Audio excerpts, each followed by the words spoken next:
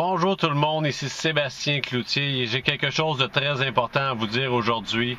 C'est que non, l'évaluation municipale de votre propriété ne reflète pas sa valeur marchande.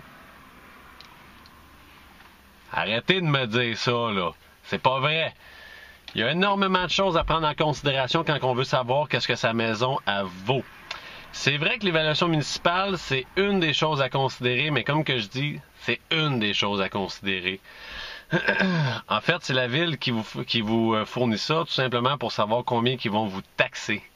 Fait que il y a bien du monde que leur évaluation municipale est pas à date, puis ils veulent pas le changer, évidemment, parce qu'ils savent que leur compte de taxes va augmenter.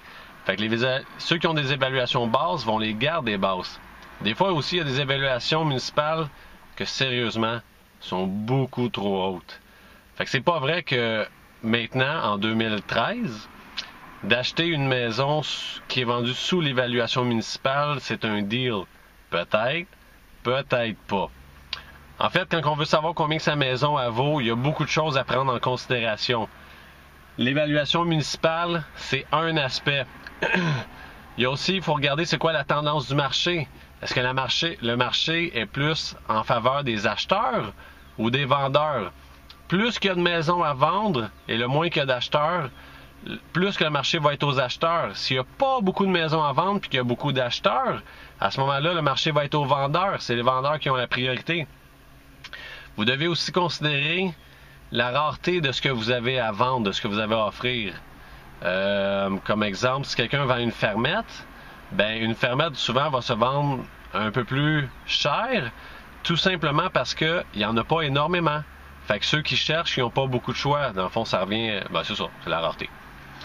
L'autre affaire à considérer, c'est votre secteur. Dans quel secteur vous êtes situé? C'est-tu un secteur recherché?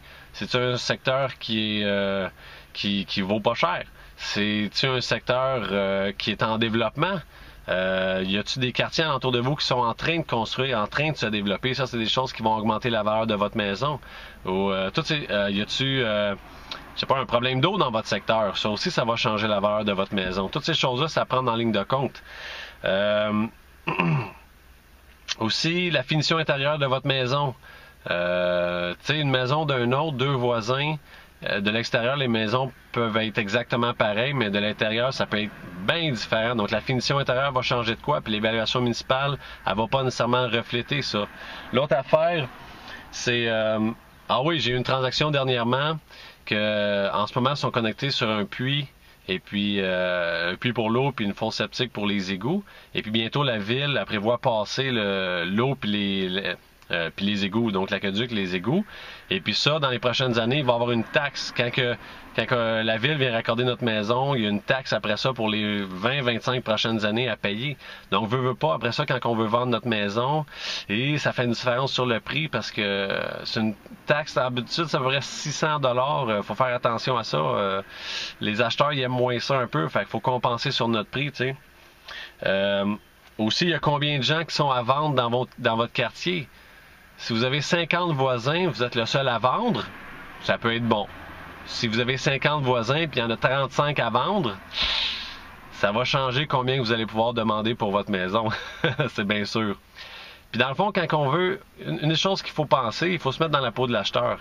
Quand on veut savoir c'est quoi le prix de vente de sa maison, ce qu'on veut vraiment savoir, c'est combien que les acheteurs sont prêts à payer pour votre propriété. Puis c'est ça qu'on veut savoir. Et, devinez quoi? Je peux vous aider. Lâchez-moi un coup de fil. C'était Sébastien Cloutier pour le courtierquiditvrai.com.